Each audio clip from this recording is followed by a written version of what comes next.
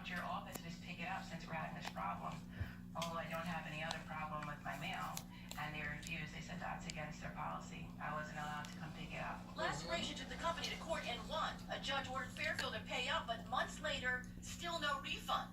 So she went to the Suffolk County Sheriff, but it couldn't collect either. So the sheriff and the bank can't get your money back. Exactly. Felicia was about to just move and give up when she called us. We contacted Fairfield, and the rental giant acted quick to send her a refund. Thank you, and stand on your side for getting me my money back. It would have never happened without you. You won't believe this, but even when they sent the check to Texas, they sent it to the wrong address. But all's well that finally ends well. Fairfield apologized, saying it never intended to deprive Felicia of her deposit.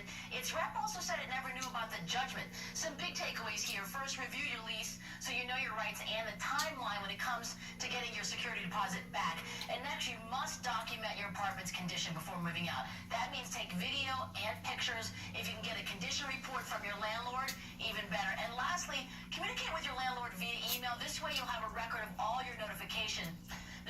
This case isn't over yet. There's still $2,000 the company was ordered to pay Felicia for repairs that she says Fairfield never made, but they're disputing that and says they will see her back in court. Back to you. All right, thank you, Nina. A man in Western New York trying to find information about his birth father ended up discovering he has a half-brother he's never met. Frank Puglisi was 14 when he found out he was adopted. His mother wouldn't tell him anything about his biological dad other than that he had passed away. Frank's cousin was searching online when she discovered Frank has a half-brother who lives in Canada, and a DNA test confirmed it. Get this, they're both named Frank. Still in shock to this day. It's an amazing feeling. Well, it's still a little surreal. That's kind of like the first word that comes to mind, right? We're both bold, you know, but I definitely do see the resemblance. You just said we look like twins, right? Yeah. Well, the two Franks are hoping to meet up soon in person. Isn't that Looks just not. It's It wonderful. looks like twins. awesome? Maybe. This is That must give. It's caused by two goats. See how police finally wrangled them and where they're headed next. Subway tracks in Brooklyn. Two goats grazing along the inline in Borough Park. The subway train's delayed in that area while police lassoed the livestock. Roundheads spent the morning running along the in-train line in Brooklyn. For about 2 hours, we had to corral the goats into one area, but emergency service responded. They tranquilized the two goats, and they're both being removed to animal care and control. For a subway system that has seen its share of service delays for everything from signal trouble to sick passengers, this was something different. Sometimes we see cats and dogs, but never goats. So there was a new one here. So where did the goats come from? There are a number of meat markets in the area, so the theory is it could have come from one of those places, but as of now, no one stepped forward to claim the goats. Just last week, nearly 24 goats were spotted wandering along Wyckoff Avenue in Bushwick. And today's goats were grazing close to where this guy was found. Last October, a bull escaped a slaughterhouse and was running around a field. The bull's life was spared. As for the goats, That's up to the city's animal care and control to decide. Cool, damn. They'll find new homes. late today, we can tell you that Animal Care Centers of New York City said the goats are being transferred to a farm in Watkins Glen, and they have been named Billy and Billy. There is still more news ahead. Eyewitness News at 6 begins right now. This is New York's #1 news. Channel 7 Live and Liz Joe. Ryan Field with sports. And Lee Goldberg with the exclusive AccuWeather forecast. Now, Eyewitness News at 6. Was to put out fires, not start them. But tonight on Long Island, a volunteer firefighter arrested and accused of arson several times over. And it's the first commute home since nearly 3 years of worth of lane closures start on a busy Route 495. So what's traffic like going home tonight through the Lincoln Tunnel? We're on the scene.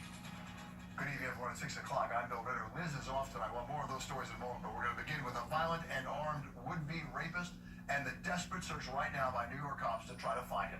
Police in Brooklyn say a woman got into the attacker's car thinking it was the Uber ride she had ordered. Investigators say she was beaten and then the man tried to rape her at gunpoint. Eyewitness News reporter AJ Ross live in the... AJ. That's right, Bill. He definitely was not an Uber, and when the victim got in his car, he pulled pulled out a gun and tried to force himself on her. Now, these surveillance cameras here along Fulton Avenue, they captured his face, and now police are hoping someone out there will help put him behind bars. The victim says she first encountered the suspect outside El Gran Mar de Plata on Fulton Street earlier this month. She'd called for an Uber and got in his car, thinking he was her driver, but he just pulled off without saying a word. I feel pretty safe in this area. It's a tragedy that something like that would happen to a young lady. Investigators say just 2 blocks away, the suspect pulled behind this fast food chain and threatened the victim with a gun. He then allegedly struck her in the face and body multiple times and attempted to rape her, but she managed to fight him off. He has to be caught because he cannot be in the society. He has to be locked away. Because I got kids. I got 3 daughters. I don't want nobody, and my wife, I don't want nobody to touch them. The perp then got back behind the wheel and eventually kicked the victim out. Later, she managed to get herself to Jamaica Hospital, where she was treated and released. It's very concerning, being that, there's a lot of women, a lot of bars in here, restaurants. People might feel a little unsafe. People who live and work in the area say they won't be able to rest until this suspect is behind bars. I think that exposing the picture will help definitely track him down and catch him. In the nighttime, we need more around, like patrolling. That's what we need. More police. That's what we need. Because more police, less crime. Now, if you want to take another look at that suspect, we've posted a picture in our ABC7 NY News app. You can take another look there. Live in Brooklyn tonight, I'm AJ Ross, Channel 7, Eyewitness News.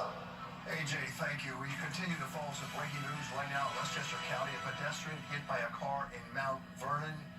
The pedestrian pinned under that car. Shannon Sono over the scene, Newscopter 7. Shannon. Yeah, Bill, you can see this brick fence that runs along this corner property at the intersection of South 1st Street and South 9th Avenue. And look at this car. It appears as if it backed at a high rate of speed right through that fence, trapping a pedestrian underneath. The incident happened at about 5:20 this afternoon, and it took about until 10 minutes ago or so before rescuers were able to get that person out from underneath the vehicle. They are in an unknown condition at this point and unclear as to exactly what caused this incident to happen. Reporting live over Mount Vernon, Shannon Zone, Channel 7, Eyewitness News. Shannon, thank you. In Westchester County to Long Island now, police at Hempstead investigating a bias incident inside the police department. Eyewitness News exclusively obtaining this picture. The officer found something resembling a KKK hood on top of his locker at the Hempstead Village Police Department last week. The words on that, KKK violates civil rights, were written in black marker. Obviously, we're all upset about this, and we just have to follow the investigation and see where it leads to. The members are upset. They don't want this to happen. This is the place where they come to work. Mayor of Hempstead says he's now working with the Nassau County Police Department's Internal Affairs Unit to get to the bottom of what happened. This is day one of a nearly 3-year shutdown of one lane in each direction near the Lincoln Tunnel on the Jersey side. Construction on Route 495, they say, will last until the early summer of 2021. Now, folks are worried this will become a commuter nightmare, but as you can see from Newscopter 7 in the last hour, on this first day, summer, making it not at all like a nightmare. What's going to happen, though, when summer ends? Eyewitness News reporter Josh Ryder, live on the Manhattan side to the entrance to the Lincoln Tunnel. Josh. Bill, it's like crickets here. I have to tell you, I spend a huge amount of time sitting in gridlock on 9th Avenue to come to this very spot at 36th and 9th. Today, we just flew down here to a ramp to the Lincoln Tunnel that at this hour on a normal day is like a parking lot, but instead, it looks like this. Don't get used to it, though. There were so few cars on the 9th Avenue approach to the Lincoln this afternoon, at times you could roll a bowling ball down the ramp and hit nothing. People warned for weeks about the inevitable traffic nightmare. I didn't know what to expect, actually. Instead, made it out of town in record time. Pretty much, yeah. I'm really shocked at how open it is. I was out of a meeting at 4 o'clock, and I was like dreading leaving. Tell me about the traffic. None. None. She'll be feeling the pain soon enough, with work now starting on a 2.5-year plan to rebuild 495, where it crosses over 1 and 9. That means for the afternoon rush, traffic is down to just 3 lanes in each direction. And in the mornings, one of those outbound lanes will be dedicated to inbound buses. And this is just the beginning. The commissioner is above. She's monitoring the situation from a helicopter as well. We also have a drone in the air to monitor everything so we can really assess traffic and how it's flowing throughout the morning. The changes took effect during the lightest time of the year at the end of August. Man, a lot of people probably stayed home today. But don't worry, the misery is coming. Friday evening, I went home and it took me an hour and a half, and most of the traffic was due to the helix, and construction had not started yet. So it should be fun. I mean, I think it'll be hell after September, after Labor Day. Yeah, that's definitely right. Give it a couple weeks and the gridlock will be back and with a vengeance. And by the way, this is just a part of 495 over routes 1 and 9. That'll take 2.5 years. And it's just the beginning, because when they're done with that, they'll be rebuilding the helix on the Jersey side of the tunnel. That'll take another 5 years.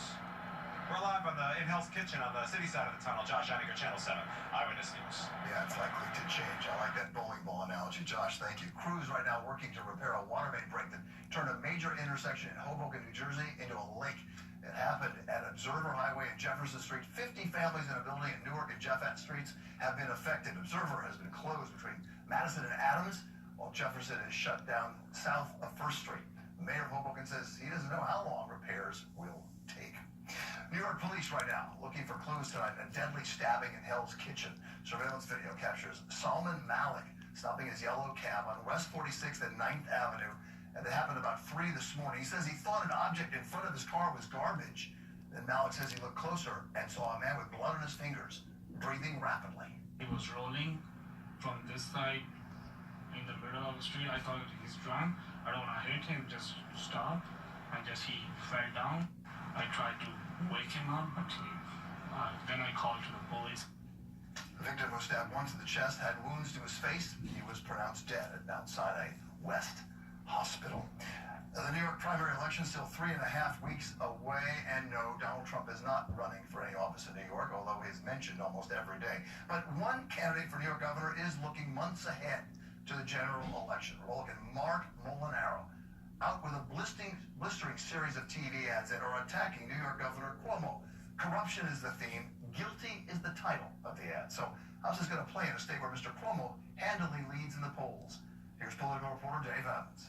Republican Mark Molinaro won't square off against his Democratic opponent till later in the fall, but he might be helping Andrew Cuomo's primary opponent, Cynthia Nixon, with a new TV ad out today. Andrew Cuomo's top advisors are going to jail for stealing your tax dollars. Guilty, guilty, guilty. The ad goes on claiming Cuomo's under investigation in another pay-to-play scam. That prompted the Cuomo campaign to issue a cease and desist letter. Part of it reads, that statement about an investigation is demonstrably false. Still, Molinaro today was on the attack. He has benefited from, he has encouraged, he has emboldened, and he has enabled a culture of corruption that has benefited him politically. Cuomo's team today responded, New Yorkers have already rejected one Donald Trump, and they won't be fooled by Trump mini-me Mark Molinaro and his problems with the truth. Also, Cuomo today was blasted again by the president for his flub last week saying America was never that great. And any politicians that get up and say that our country was never great, you heard that. I think that's the end of that career. I believe this president is un-American. Yesterday, Cuomo launched a new line of attack on President Trump, calling him un-American. I believe it's un-American for this president to be spreading the division among us when it was his job to bring unity to all of us. On the campaign trail, Governor Cuomo has kept the focus on Trump all the time. And so far, it seems to have served him well in both this election and perhaps in 2020, if he runs for president. On the Upper West Side, Dave Evans, Channel 7, Eyewitness News.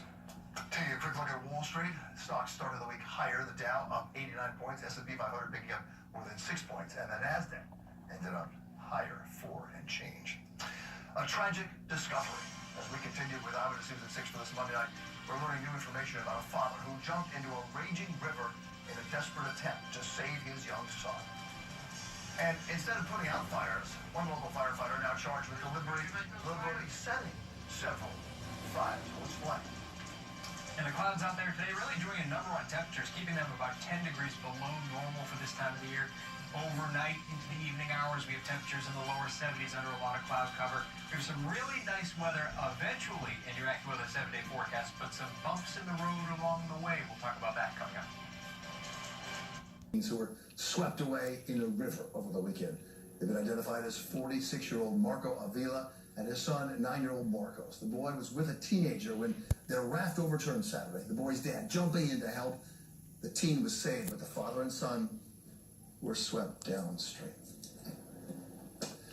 A firefighter on Long Island volunteering his time to fight fires, tonight charged with setting them. Christopher Cordero, just 20 years old, accused of starting several fires over the course of the last year. He's a member of the fire department in the Nassau County hamlet of Bethpage, and today he was in court.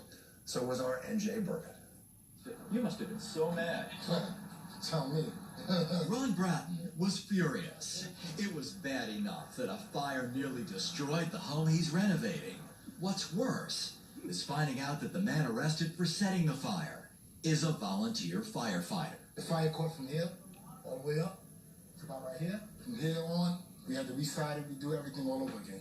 Sources say 20-year-old Christopher Cordero was turned in by his fellow firefighters in Bethpage, Long Island. Charged tonight with setting 5 fires here in the past 14 months. The latest, set just yesterday, destroyed a backyard shed in his own neighborhood. Cordero was arrested at Bethpage Fire Headquarters shortly after that fire was put out. Department officials reviewed their records, said a spokesman, and determined that a pattern had developed, indicating that they may be dealing with a serial fire setter. Sources tell Eyewitness News that at least some of the fires were called in by Cordero, and that he was among those who responded to help put them out.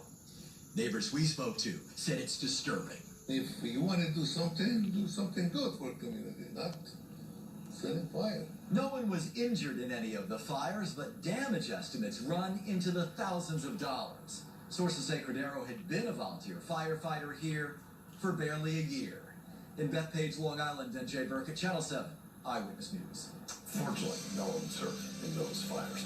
Coming up on Eyewitness News at 6, a 92-year-old woman meeting her son, a son she hasn't seen in more than 6 decades. You want to see this one. And Jeff Smith in for Lee Goldberg says it feels more like September 21st outside than August 20th. August 21st tomorrow is the forecast. It is Finder.